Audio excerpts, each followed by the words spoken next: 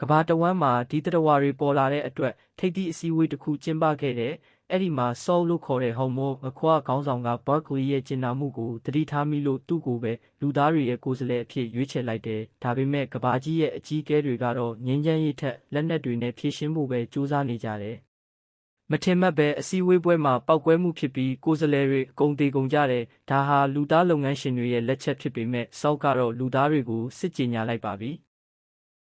မြို့တွေပေါ်ကိုပင်လယ်ထဲကအမိုက်တွေပြန်ပစ်တင်ပြီးမင်းတို့ငါတို့ပင်လယ်ကိုညစ်ပတ်အောင်လုပ်တယ်လို့မင်းတို့ကုန်းမြေကိုလည်းငါတို့ပြန်လုပ်မယ်ဆိုပြီးလက်တုံ့ပြန်လိုက်တာပါ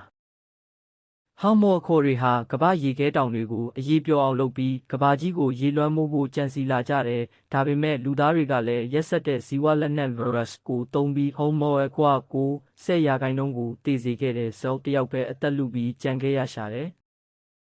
နောက်ဆုံးမှာတော့ဘာကလီဟာဆော့ကိုကယ်ထုတ်ပြီးပင်လယ်ထဲကိုအတူတူခုန်ချသွားခဲ့တဲ့အံ့ဩစရာကောင်းတာကဘာကလီရဲ့လယ်ပင်မှာငါးတွေလိုရှူနိုင်တဲ့ပါဟတ်တွေပေါ်လာတာပါပဲသူဟာလူသားမျိုးနွယ်ကိုစွန့်ခွာပြီးပင်လယ်ရဲ့သားတစ်ယောက်ဖြစ်ဆော့နဲ့အတူထာဝရရှင်သန်သွားဖို့ရွေးချယ်လိုက်ပါတော့တယ်